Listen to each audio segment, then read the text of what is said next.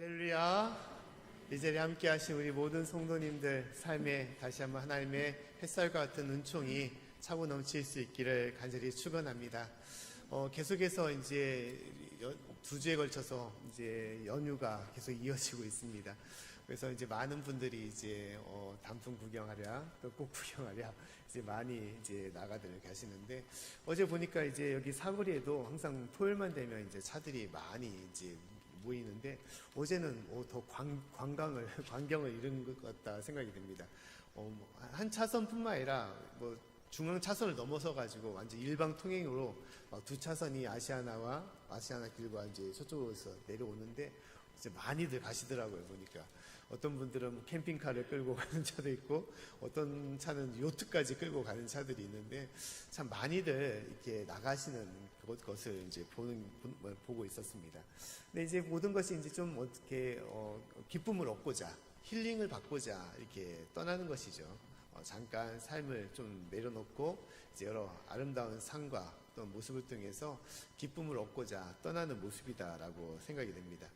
근데 우리가 기쁨을 얻고자 나가는 것도 있지만, 내 삶이 다른 사람에게 기쁨을 주었을 때, 또 내 삶이 부족하지만 다른 사람에게 행복을 주었을 때, 그것이 더 아름답고 더 멋진 인생이 되지 않을까라고 생각이 됩니다.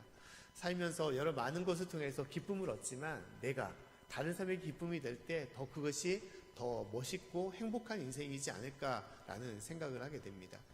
나를 통해서 내 자녀가 기뻐하고, 또 나를 통해서 내 아내와 남편이 기뻐하고, 또 나를 통해서 직장 동료가 행복해질 때 그 삶이 더 화려하고 멋진 인생이 되지 않을까라는 그런 생각을 하게 되는 것입니다. 근데 우리가 살아가면서 남을 기쁘게 하는 것, 또한 그 중에서 우리가 가장 기뻐하게 해야 될 분이 누구냐? 그분은 바로 하나님이심을 우리가 깨달아야 되는 것입니다. 할렐루야. 나를 만드시고 또 나를 창조하시고 이 세상 모든 것을 인도하시는, 이끄시는 그 하나님, 그 하나님을 기쁘시게 할 때 그 삶이 가장 행복하고 복되고 또 은혜가 임하는 그런 인생임을 우리가 깨달아야 되는 것입니다. 그래서 하나님을 기쁘시게 하는 삶, 그것이 어떤 것인지를 우리는 알며 살아가는 것이 중요한 것이죠. 오늘 말씀 보면 하나님께서 기뻐하시는 이들이 있다라고 말씀을 하고 있어요. 하나님께서 어떤 이들을 기뻐하실까? 오늘 17절 말씀에 다음같이 말씀을 하고 있습니다. 우리 말씀을 한번 같이 읽어보도록 하겠습니다. 자, 시작. 너희 하나님 여호와가 너희 가운데 계시니 그는 구원을 베푸실 전능자시라. 그가 너로 인하여 기쁨을 이기지 못하여 하시며 너를 잠잠히 사랑하시며 너로 인하여 즐거이 부르며 기뻐하시리라 하리라. 아멘. 하나님께서 말씀하기를 너로 인하여 기쁨을 이기지 못한다라고 말씀하고 있어요. 또한 너를 잠잠히 사랑하고 너로 인하여 즐거이 부르고 기뻐하시리라라고 말씀하고 있어요. 누가 기뻐한다는 것입니까? 하나님이 기뻐하신다라고 말씀을 하고 있는 것입니다. 우리가 기쁨을 이기지 못한다, 이것은 무엇을 뜻하는 것입니까? 우리가 보통 이런 말을 하죠. 웃음을 이기지 못한다. 내가 참아서 웃지 않아야겠다라고 했는데도 이제 상대방의 모습을 통해서 또 여러 가지 즐거운 것을 통해서 웃음이 빵 터지는 그런 것을 웃음을 이기지 못한다라고 얘기를 하고 있는 것이죠. 기쁨을 이기지 못한다는 것도 마찬가지입니다.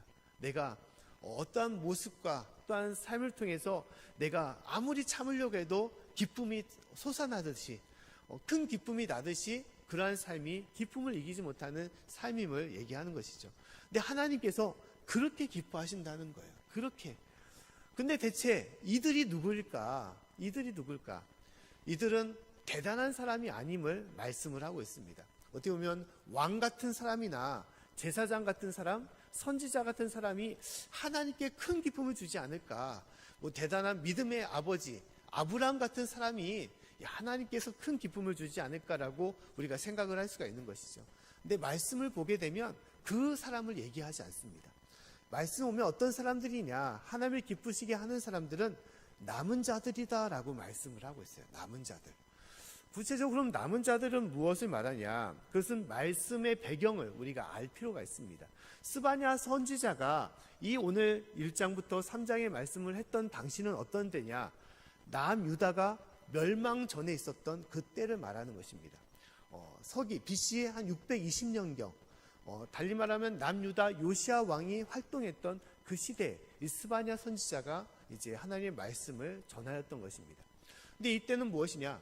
유다 백성들, 남유다가 멸망 전에 있었던 그때였습니다. 이스라엘도 우리나라와 비슷하죠. 북이스라엘이 있고 남유다처럼 남북이 갈라져 있는 상황이었습니다. 근데 먼저 북이스라엘이 멸망을 당했습니다. 722년경에 아시리아 제국을 통해서 멸망을 당했어요. 그리고 남유다가 이후에 멸망을 당했는데 그 사이에 있었던 것이 바로 스바냐 선지자였습니다. 스바냐 선지자는 끊임없이 남유다 사람들에게 회개하라, 하나님을 온전히 믿어라, 주님께 돌아오라라고 강조를 했던 거예요. 자, 남유다 사람들은 분명히 북이스라엘 사람들의 멸망을 그들은 봤습니다. 하나님을 믿지 않고 이방신을 섬기며 우상을 섬기며 하나님을 떠난 백성들, 불의와 부정과 악한 곳으로 가난한 사람들과 어려운 이웃들을 괴롭히는 그들의 모습을 보고 그들의 끝이 무엇이냐? 하나님의 심판과 멸망이었음을 그들이 봤던 것입니다. 그럼 어떻게 해야 되겠습니까? 우리도 깨달아서 이렇게 하면 안 되겠구나. 우상을 다 버리고 하나님만을 믿어야 되고 하나님의 말씀대로 정직하고 바르고 이웃을 사랑하며 살아야겠구나라고 그들이 회개하며 돌아와야 되는데 어떻게 했냐? 그러지 못했다는 거예요. 그리고 스바냐 선지자를 통해서 하나님께서 무엇을 말씀하시냐? 여호와의 날을 선포하셨던 것입니다. 여호와의 날은 무엇이냐? 심판의 날을 말씀하신 거예요. 너희가 돌아오지 않는다면, 회개하지 않는다면 너희 가운데 하나님의 심판이 임할 것이다 라고 말씀을 한 것입니다. 그리고 땅 위에 있는 모든 것들을 다 진멸해버릴 것이다. 너희를 다 버리고 너희를 소멸해버릴 것이다 라고 말씀을 하신 것입니다. 그리고 나서 그래서 벌어진 것이 뭐냐? 남유다의 멸망이었습니다. 바벨론 제국을 통해서 북이스라엘이 멸망당하듯이 586년경에 주전 586년경에 그들 또한 멸망을 당했던 것입니다. 그리고 그들은 포로로 다 잡혀간 거예요. 이스라엘 땅에는 소수의 남은 자들이 있었고 그리고 대부분의 사람들은 다 포로로 끌려갔던 것입니다. 그리고 이 남은 자들은 무엇이냐? 이스라엘 땅의 남은 자와 더불어서 포로로 끌려갔지만 끝까지 하나님을 믿고 따랐던 이들, 믿음을 잃어버리지 않고 하나님을 섬겼던 이들이 누구냐? 바로 남은 자였음을 말씀하고 있는 것입니다. 하나님께서는 그들을 통하여 하나님께서 기뻐하셨다라고 말씀하고 있어요. 그들이 어떤 모습을 기뻐하신 것입니까? 그들의 헌신, 그들의 봉사, 그들의 제사, 그들이 하나님께 드릴 수 있는 모든 것들, 그것이 아닌 것이죠. 그들의 믿음을 보고 하나님께서 기뻐하셨다는 거예요. 그들이 그렇게 고난과 역경 속에서 모든 것을 다 잃어버렸을 때에도 하나님을 저버리지 않고 끝까지 믿었던 그 믿음, 그 신실한 믿음을 하나님께서는 기뻐하셨다라고 말씀을 하고 있는 것입니다. 자, 많은 사람들이 그들에게 어떠한 생각을 했겠습니까? 야, 너희 나라를 봐라. 다 멸망당하지 않았느냐? 너희 삶을 봐라. 너희가 가졌던 모든 재산과 심지어 사랑하는 가족들을 다 잃고 너희가 이제 종으로서 포로로서 생활하는데 야, 너희 하나님을 믿는다고? 야, 그게 믿음이 있을 수가 있냐? 라고 그렇게 조롱하고 비아냥거렸던 것이죠. 야, 하나님이 어디 있냐? 너희 하나님이 살아 역사하시냐? 너희를 진실로 사랑하느냐? 너희 하나님 다 떠났어. 너희 가운데 거짓된 하나님이야. 라고 그들을 조롱했었던 것입니다. 그러나 그들은 어떻게 했습니까? 믿음을 버리지 않았던 거예요. 그럼에도 불구하고 하나님을 믿고 섬겼던 것입니다. 그 대표적인 사람이 누굽니까? 다니엘과 그의 친구들이었습니다. 심지어 에스더와 항우와 느헤미야 선지자들 또한 대부분의 많은 이들이 하나님을 끝까지 믿고 따랐던 거예요. 그리고 나중에는 그들이 어떻게 했냐? 바로 이스라엘 땅으로 회복되어 돌아오게 되었습니다. 하나님은 그들을 회복의 역사를 주시사 성전을 건축하게 하고 이스라엘 나라를 다시 한번 세우는 그러한 은혜를 허락하셨던 거예요. 이 남은 자들, 끝까지 믿음을 갖고 하나님 앞에 섰던 이들을 하나님께서 어떻게 하냐? 기쁨을 이기지 못했다. 그들의 삶을 통해서 하나님께서는 즐거워하셨다, 기뻐하셨다라고 말씀을 하고 있다는 것입니다. 하나님은 우리에게도 그러한 믿음을 갖기를 원하시는 거예요. 그러한 믿음을 찾기를 원하신다는 것입니다.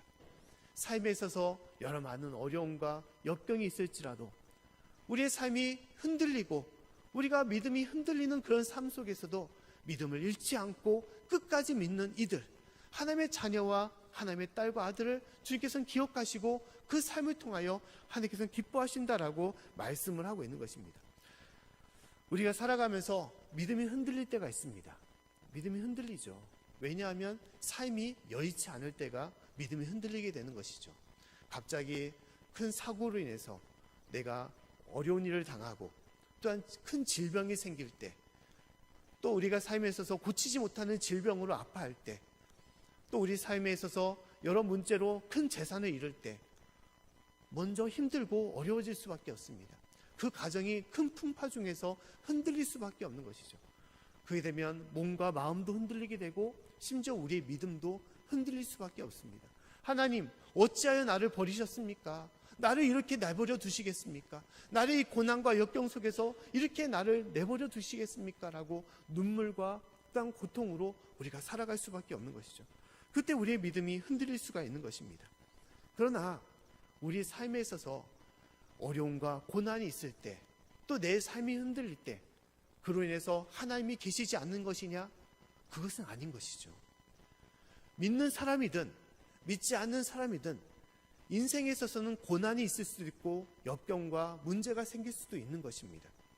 믿는 자라고 하나님께서 그 모든 것들을 다 평안한 길로, 평탄한 길로 인도하시는 것은 아닌 거예요. 그 삶에도 여러 많은 어려움이 있는 것이죠. 그러나 중요한 것은 무엇입니까? 그 속에서도 하나님께서는 나와 함께 하시고, 내 눈물을 주님께서는 기억하시고 나를 위로하시고 나의 길을 이끌어 주시는 거예요. 그 속에서도 함께 하시는 분이 하나님이신 것입니다. 근데 문제는 무엇이냐? 우리의 믿음이 흔들리고 하나님을 잃어버리게 되는 것입니다. 중요한 것은 그 속에 역사하시는 하나님을 바라보고 하나님을 따라야 되는 것이죠. 살아가면서 인생에 먹구름이 낄 때가 있습니다. 많은 폭풍과 또한 태풍을 만날 때가 있어요. 그러나 그 속에서도 무엇이 있느냐? 하늘에는 태양이 있는 것이죠. 단지 먹구름이 하늘을 가리고 태양을 가리지만, 그러나 태양은 끊임없이 그 하늘 가운데 임하는 것입니다. 아무리 큰 태풍과 비바람이 햇살을 가릴지라도 태양은 떠오르고 우리 가운데 함께하는 것이죠. 하나님의 역사도 마찬가지입니다. 고통과 고난이 우리를 삶을 가리고 흔들지라도 하나님은 보이지 않는 가운데서 나와 함께 하시고 우리의 삶과 가정을 이끌어 주시고 주님의 은혜와 능력으로 우리의 모든 길을 주님 붙잡아 주시는 것입니다. 그 때문에 중요한 것은 오직 끊임없는 믿음으로, 변치 않는 믿음으로 주님 앞에 나아갈 때 하나님께서는 그 길을 붙잡아 주시고 감당케 하시고 그 길을 인도해 주시는 것입니다. 이스라엘 백성들 포로로 끌려갔지만 하나님의 믿음을 저버리지 않고 끝까지 주님을 섬기고 나아갔던 이들이 하나님의 은혜와 기쁨을 안고 축복을 받았던 것처럼 하나님께서는 우리 가운데도 그렇게 하시기를 원하신다는 것입니다. 사랑하는 성도 여러분, 진실로 우리의 삶 속에서도 변치 않는 믿음으로 주님과 함께 또 주님 앞에 나아가는 저와 여러분의 삶이 될 수 있기를 간절히 축원합니다. 대신방 중에서 한 권사님께서 이런 말씀을 하신 적이 있습니다. 그 권사님의 삶을 보게 되면 참 사람이 겪을 수 있는 많은 아픔들, 진짜 많은 고난들을 다 겪으셨다라고 할 수 있는 그런 권사님이십니다. 사랑하는 가족들을, 아들을 먼저 잃고 또 남편을 잃었던 그런 권사님의 모습이죠. 지금도 몸이 불편해서 나오기가 쉽지, 거동하기도 쉽지 않은 그런 삶 속에서 있습니다. 근데 그 권사님이 저에게 말씀하기를 다음같이 말씀하는 거예요. 목사님, 저는 결코 하나님을 저버리지 않습니다. 내가 심지어 몸이 힘들어서 교회를 나오지 못하는 일이 생길지라도 그러나 저는 결코 하나님을 저버리지 않습니다. 주님이 저의 목숨을 거두는 그날까지, 또 주님께서 저희를 하나님 품으로 부르시는 그날까지 저는 하나님을 결코 저버리지 않겠습니다라고 얘기를 하시는 거예요. 근데 이 믿음이 우리 저와 여러분의 믿음이 되어야 될 줄로 믿습니다. 이것이 중요한 것이죠.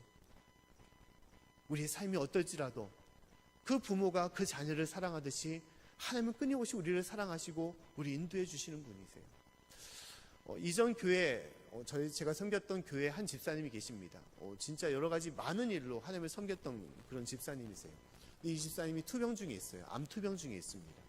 거의 암이 다 번져가지고 전이가 돼가지고 의술로서는 거기 포기할 수밖에 없는 그런 가운데 있습니다. 그래서 매번 이렇게 병원에 이제 끝났다라고 생각될 정도 들어갔다가 다시 항암 치료를 받으면서 어렵게 또 소생해서 또 나오고 또 다시 섬기고 그런 일들을 계속 반복하고 있어요. 그것이 뭐 지금 한 7년이 넘어가고 있는 걸로 제가 알고 있습니다. 최근에도 이제 뭐 병원에 들어가서 산소호흡기까지 끼고 이제 하나님의 때가 아닐까, 마지막 때가 아닐까라고 생각했는데 어제 또 연락이 왔더라고요. 다시 태어나셨다고, 산소호흡기를 끼고 다시 태어나셨다고. 그리고 하나님 또 교회로 나오신다고 또 말씀을 하시더라고요. 참 어떤 사람들 보게 되면 어떻게 하나님 저를 왜 이렇게 힘들게 하십니까? 저를 왜 이렇게 어렵게 하십니까? 하나님을 위해서 그렇게 섬기고 주님을 그렇게 믿었는데 저를 왜 이렇게 어렵게 하십니까? 근데 그 인생은 그렇지 않다는 거예요. 삶이 고되고 힘들고 질병이 나를 어렵게 하고 나를 감당하지 못하도록 나를 짓누를지라도 그러나 하나님은 나의 하나님이십니다. 하나님은 나의 아버지시고 나의 생사하복을 거느리시고 모든 것을 주관하신 하나님이십니다. 그 속에서도 내가 건강할 때나 내가 아플 때나 내가 부할 때나 내가 가난할 때나 오직 주님만을 찬양하며 주님을 온전히 믿겠습니다라고 고백하는 삶이라는 것이에요. 하나님은 우리가 그런 삶이 되기를 원하시는 거예요. 우리가 넘어질지라도 우리가 쓰러져 지칠지라도 그러나 그 가운데 나와 함께 하시는 하나님을 우리가 잊지 말고 외면하지 말고 오직 주님께로 함께 나아가기를 원하는 것입니다. 사랑하는 성도 여러분, 우리가 살아가는 데 있어서 진실로 나의 창조주가 되시고 나의 힘과 능력이 되시며 나의 모든 것을 이끄시는 하나님, 그 하나님을 믿고 끝까지 주님과 함께하는 저와 여러분의 삶이 될 수 있기를 간절히 축원합니다. 미국의 여러 많은 신앙의 인물 중에서 록펠러라는 그런 사람이 있습니다. 이 사람은 이제 되게 큰 부자입니다. 미국의 큰 부자예요. 뭐 세계 최대 부자라고 그렇게 일컬을 정도로.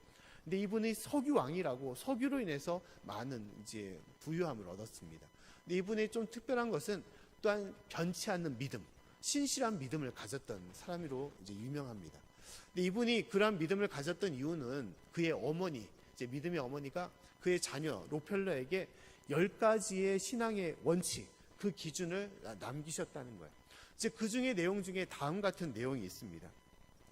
그 내용을 보게 되면 그 하나가 뭐냐, 하나님을 친아버지로 섬겨라라는 그런 것을 강조했다는 거예요.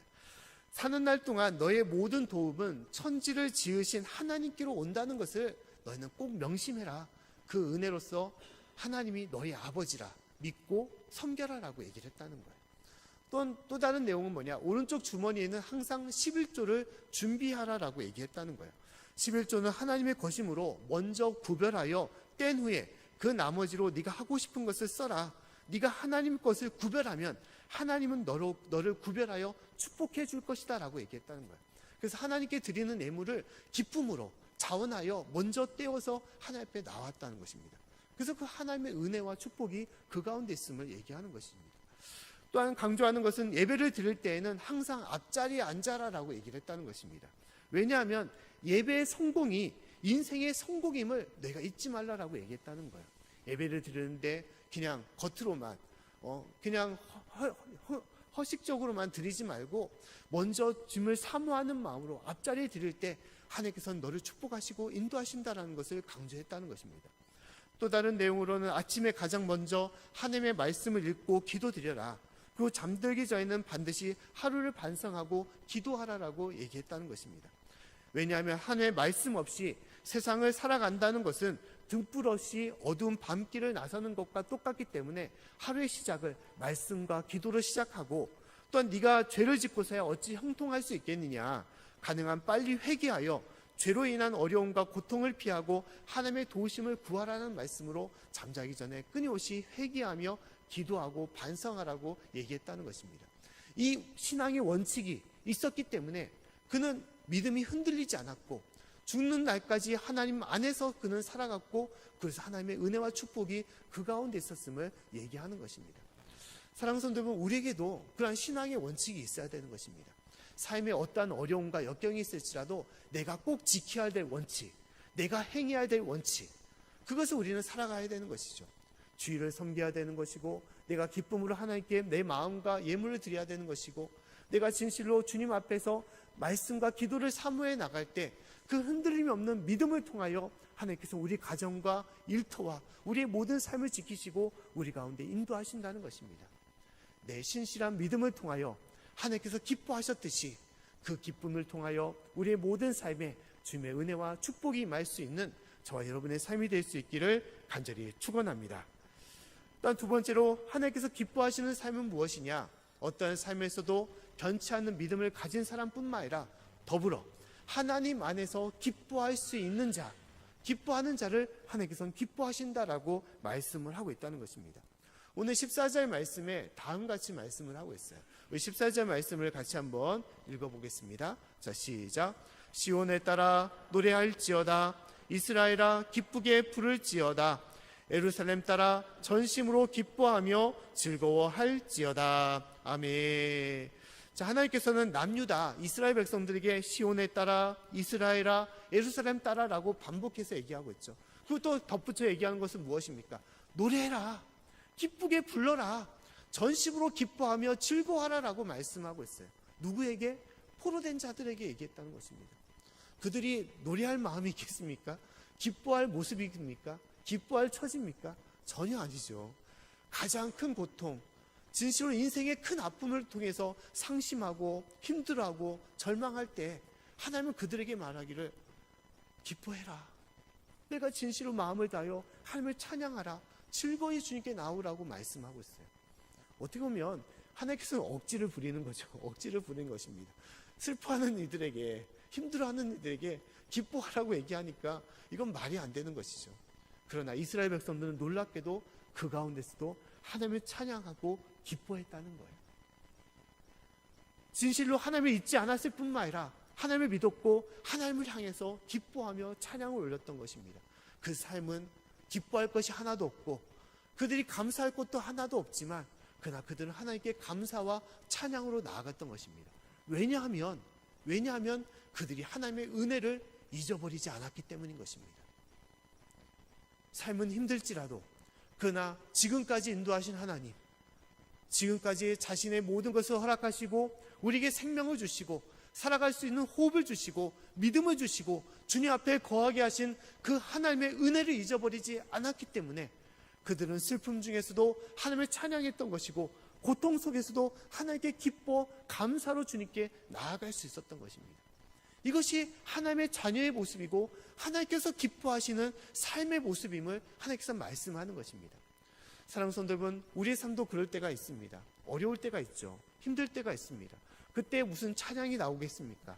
무슨 하나님에 대한 감사와 기쁨이 나오겠습니까? 하나님, 힘듭니다. 죽겠습니다. 하나님, 어렵습니다. 진짜 인생 포기하고 싶습니다. 오히려 원망과 불평과 하나님에 대한 투정이 나올 수가 있는 것이죠. 하나님, 어찌하여 나를 이렇게 힘들게 하십니까? 그러나 그렇지 않다는 거예요.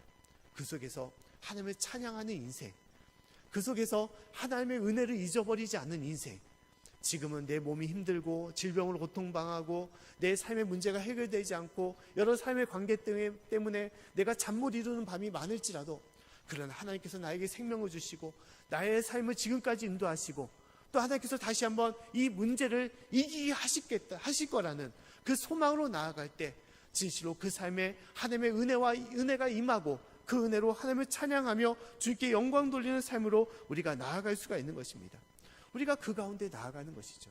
경제가 힘들고 계속 물가는 오르고 우리 삶에 팍팍한 것들은 많이 있을지라도 그러나 주님은 나와 함께 하시고 지금까지 크신 은혜와 능력으로 우리 이끌어 주신 것입니다. 또 우리 앞길은 무엇입니까? 소망이 있는 것이죠. 천국에 대한 소망이 있는 것입니다. 지금까지 하나님께서 모든 것을 감당하고 이겨나가게 하신 것처럼 우리 앞에 여러 문제가 있을지라도 또한 그것을 이겨나가게 하시는 그런 은혜와 또한 능력이 있음을 우리가 알고 그 은혜로 하나님을 기뻐하며 찬양해야 되는 것입니다. 사랑하는 성도분, 보이는 것으로 우리가 기뻐하며 우리가 슬퍼하며 우리가 그렇게 살아가는 것이 아니라 내 안에 임하는 하나님의 은혜와 능력으로 매일매일 삶 속에서 감사와 기쁨으로 설 수 있는 저와 여러분의 삶이 될 수 있기를 간절히 축원합니다. 하나님은 진실로 그 삶을 기뻐하신다는 것입니다. 한 이런 이야기가 있습니다. 제가 예전에 새벽 예배 때도 말씀을 드린 내용인데 한 병동에 한 병원에 이제 두 환자가 있었다는 거예요. 같은 이제 병실을 쓰는 두 환자가 있었습니다. 이제 2인용 그런 이제 병실인 것이죠. 근데 보통 대부분의 병원이 마찬가지처럼 창가가 있지 않습니까? 근데 한 침실은 창가를 대하고 있고 한 침실은 나가는 문을 대하고 있는 것입니다. 근데 두 환자는 이제 중병에 걸려서 그 시한부 인생을 사는 그런 환자들이었습니다. 몸을 제대로 일으키지 못하는 매일 누워만 있는 그런 환자들이었습니다. 근데 이제 침실에 있는 이제 창가에 있는 환자가 항상 그러는 거예요. 창가를 바라보면서 이 다른 환자에게 세상의 풍경에 대해서 끊임없이 이야기를 하는 것입니다. 밖을 바라봤더니 꽃이 피고 또 낙엽이 지고 아름다운 단풍으로 세상을 물들고 있다고, 또 봤더니 어떤 엄마가 아이를 안고 그렇게 기뻐하면서 나아가는 모습을 또 얘기도 하고, 또 젊은 부부가 기쁨과 감사로서 서로 사랑하는 이야기들, 또한 세상에 여러 가지 비 올 때는 그 비에 촉촉이 젖는 그런 이야기들을 이 다른 환자에게 끊임없이 매일마다 그렇게 이야기를 한 것입니다. 이제 다른 환자의 마음이 어떻겠습니까? 처음에 들을 때는 야 그래 우리 뭐 이렇게 답답한 병실 속에 있지만 야 그래 세상은 아름다운 거야, 이런 곳이 있지, 빨리 회복돼서 나갔으면 좋겠다라는 그런 어떤 설렘과 기쁨이 그 환자에게도 있었던 것이죠. 근데 어느 날 시간이 지나면서 그런 생각이 드는 거예요. 왜 저 환자는 저곳에 창가에 있어서 세상에 좋은 것들은 혼자 다 보고 혼자 이렇게 보내는가. 그러면서 슬쩍 그런 마음이 든 거예요. 야, 저 환자가 빨리 죽고 내가 그 자리에 가야지, 나도 창가를 좀 보고 싶다 라는 마음으로 그 환자가 먼저 사라지기를 원했던 거죠. 그리고 그의 마음에 따라 소원에 따라서 어느 순간 그 환자가 먼저 임종을 하게 되었던 것입니다. 그러고 나서 그 다른 환자가 원했던 것처럼 그도 창가로 자리를 옮기게 되었던 거예요. 근데 놀라운 것은 그가 창 밖을 바라봤을 때 그곳에 무엇이 있었냐? 그곳에는 그 창을 가로막는 큰 회색빛 벽밖에 없었다는 거예요. 밖에 풍경은 하나도 보이지 않았습니다. 오직 벽밖에 없었던 거예요. 기존에 있던 환자는 그것을 보고 얘기를 한 것입니다. 거짓말을 한 것이죠. 거짓말을 한 거예요. 근데 이 환자가 거짓말을 한 것은 무엇입니까? 단순한 거짓말을 한 것이 아니라 자신의 마음의 풍경을 다른 환자에게 했던 거예요. 세상은 이렇게 아름답고 행복한 것이다. 그 기쁨을 다른 환자에게 끊임없이 나눴던 거예요. 기뻐할 수 없는 그 병실에서, 이제 죽을 수밖에 없는 이 병실에서 이 환자는 하나님께서 나에게 주신 이 아름다운 세상, 이것을, 그 사랑과 은혜를 그는 잊지 않았던 것이고, 그 은혜로서 다른 환자에게 그 기쁨을 나누고 하나님을 찬양하며 살았던 것입니다. 근데 우리의 인생도 그와 같은 것을 말씀하는 거예요. 아무리 세상이 답답하고 회색 벽과 같은 것들이 우리 앞을 가로막을지라도 그러나 우리 마음속에는 하나님께 주시는 은혜와 기쁨으로 우리가 살아가고 있는 것입니다. 그 은혜가 있었기 때문에 내가 오늘 하루도 살아가는 것이고, 그 은혜와 그 구원의 능력이 있었기 때문에 내가 오늘도 일하는 일터가 있는 것이고, 또 사랑하는 자녀와 또 사랑하는 가족과 또 행복한 삶을 우리는 살아갈 수가 있는 것이죠. 부족한 것이 있고 또 나약한 것이 있고 어려움이 있을지라도 그러나 내 속에는 하나님께 주시는 은혜가 있기에 그 은혜로서 오늘 하루도 기쁨과 감사로 주님을 찬양하며 살아갈 수가 있는 것입니다. 사랑하는 성도 여러분, 우리 삶에 하나님께 주신 은혜를 잊지 마시고 매일매일 어둡고 힘든 세상 속에서도 오직 주님의 그 주신 은혜로서 감사와 기쁨으로 살아갈 수 있는 저와 여러분의 삶이 되기를 간절히 축원합니다. 하나님께서는 주님께서 기뻐하시는 자, 그들에게는 더불어 무엇을 말씀하시냐? 그들에게는 생명과 또 하나님의 소망, 축복을 말씀하신다라고 얘기를 하고 있습니다. 오늘 말씀 19절과 20절 마지막 절에 말씀 오면 하나님께서는 다음같이 말씀을 하고 있어요. 그 말씀을 같이 한번 읽어보겠습니다. 자, 시작. 그때 내가 너를 괴롭게 하는 자를 다 벌하고 저는 자를 구원하며 쫓겨난 자를 모으며 온 세상에서 수욕받는 자로 칭찬과 명성을 얻게 하리라. 내가 그때에 너희를 이끌고 그때에 너희를 모을지라. 내가 너희 목전에서 너희 사로잡힘을 돌이킬 때에 너희로 천하 만민 중에서 명성과 칭찬을 얻게 하리라. 나 여호와의 말이니라. 아멘. 하나님께서 그 남은 자들, 하나님께서 기뻐하시는 자에게 무엇을 말씀하십니까? 너희를 힘들게 하는 모든 원수들을 내가 다 멸하게 할 것이다. 그리고 너희를 모을 것이고 너에게 명성과 칭찬으로 너에게 축복할 것이다 라고 말씀을 하고 있다는 것입니다. 사랑하는 성도 여러분, 믿음을 잃지 않고 하나님의 그 은혜로 감사와 기쁨으로 살아가는 이들, 하나님께서는 그들을 기억하실 뿐만 아니라 하나님께서는 그들에게 하나님께서 예비하시는 소원의 땅으로 또 하나님께서 축복하시는 그곳으로 그들을 인도해 주시는 것입니다. 진실로 우리가 그 믿음으로 또 주님께서 주신 그 소망으로 살아갈 수 있기를 간절히 축원합니다. 하나님은 우리가 변치 않는 믿음으로 세상의 빛이 되기를 원하세요. 그 빛은 무엇입니까? 선한 행위로서 다른 사람에게 영향을 끼치는 이들뿐만 아니라 하나님께 주시는 그 기쁨으로 내가 사랑하는 자녀들에게, 또한 사랑하는 남편과 아내들에게, 또한 사랑하는 이웃들에게 그 기쁨을 전할 수 있는 자들, 하나님의 은혜와 또 하나님의 사랑을 전할 수 있는 그런 자들, 그런 이들이 세상의 빛이 됨을 말씀을 하고 있는 것입니다. 진실로 우리가 주님 부르시는 그날까지 주님 주시는 그 믿음으로 또한 그 은혜로 남은 여생을 감사와 기쁨으로 살아갈 수 있는, 또한 기쁨의 영향력을 끼칠 수 있는 저와 여러분의 삶이 되기를 다시 한번 간절히 축원합니다.